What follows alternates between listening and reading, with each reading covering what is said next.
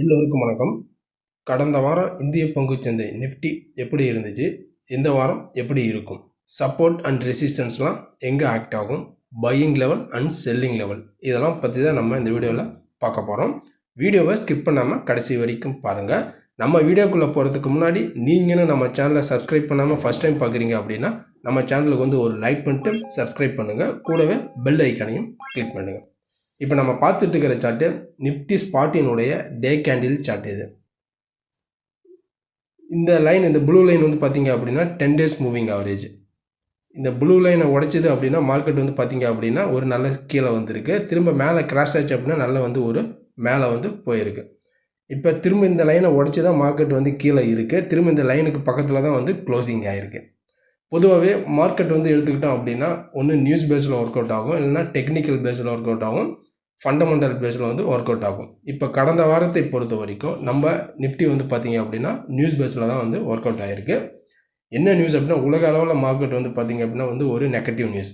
அதாவது அமெரிக்காவுடைய அதிபர் வந்து டொனால்டு ட்ரம்ப் அவங்க ரெசிப்ரோக்கல் டேக்ஸ் வந்து அறிவித்ததுனால மார்க்கெட்டில் வந்து பெரிய ஒரு ட்ரேட் வார் இதனால் வந்ததுனால மார்க்கெட்டில் வந்து நல்லா வந்து ஒரு ஃபால் ஆகிருக்கு.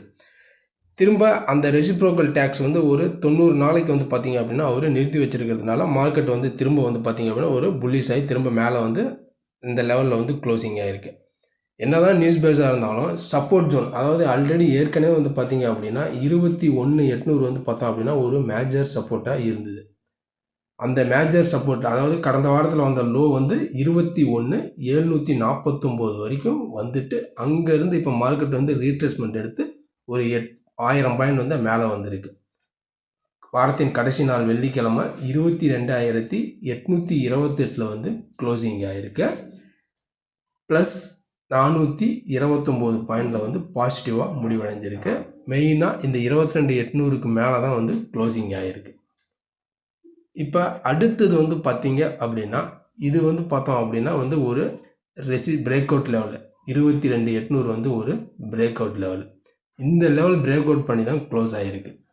இந்த லெவல் வந்து பார்த்திங்க அப்படின்னா 10 days மூவிங் ஆவரேஜ் 23,000 வந்து பார்த்திங்க அப்படின்னா 10 days மூவிங் ஆவரேஜ் 23,000. இப்போ அடுத்த ரெசிஸ்டன்ஸ் அப்படின்னு இந்த 10 days மூவிங் ஆவரேஜ் தான் அடுத்த ரெசிஸ்டன்ஸ் 23,000, அதாவது 22,980 வந்து ஒரு மேஜர் ரெசிஸ்டன்ஸ்.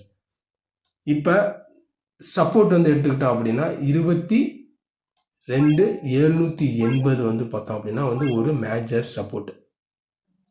அதாவது இந்த லைனு கீழே மார்க்கெட்டு, இந்த லைனு கீழே மார்க்கெட் திரும்ப இருக்குது. டியூஸ்டே வந்து பார்த்திங்க அப்படின்னா இந்த லைனை உடைச்சிருச்சு. அதாவது 22,780 உடைச்சி இந்த லெவலில் திரும்ப பிரேக் பண்ண முடியல. அப்படிங்கிற பட்சத்தில் மட்டும்தான் மார்க்கெட் வந்து ஃபர்தராக வீக்காக சான்சஸ் வந்து இருக்குது. இல்லை 22,800 உடைச்சி க்ளோஸ் ஆயிடுச்சு அப்படின்னாக்க மார்க்கெட் வந்து திரும்ப வந்து வீக் தான்.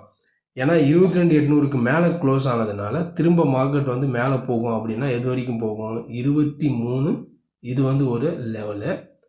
அடுத்தது வந்து பார்த்திங்க அப்படின்னா 23,140 வந்து பார்த்திங்க அப்படின்னா வந்து ஒரு அப்சைடுக்கான லெவலு. இந்த லெவலில் இருந்து மார்க்கெட் அப்படியே மேலே போச்சு அப்படின்னா, அதாவது 22,800 லெவலில் இருந்து மார்க்கெட் அப்படியே மேலே போச்சு அப்படின்னா இந்த லெவல்ஸ் வரைக்கும் போகிறதுக்கான சான்சஸ் வந்து இருக்குது. இன்கேஸ் 22,780 உடைச்சி மார்க்கெட் கீழே இருக்குது, இந்த லெவலில் திரும்ப 22,800 மேலே பிரேக் பண்ண முடியல அப்படின்னா மார்க்கெட் அடுத்த லெவல்ஸ் வந்து பார்த்திங்க அப்படின்னா 22,600 22,500 இதுதான் வந்து பார்த்திங்க அப்படின்னா கீழே டவுன் சைடுக்கான வந்து ஒரு லெவலு. இப்போ மார்க்கெட்டை பொறுத்த வரைக்கும் நியூஸ் பேஸில் தான் மூவ்மெண்ட் ஆகிட்டு இருக்கு. அடுத்தது இந்த லெவல்ஸை பிரேக் அவுட் ஆயிடுச்சு அப்படின்னா இது வந்து பார்த்திங்க அப்படின்னா வந்து ஒரு பிரேக் அவுட் லெவலு.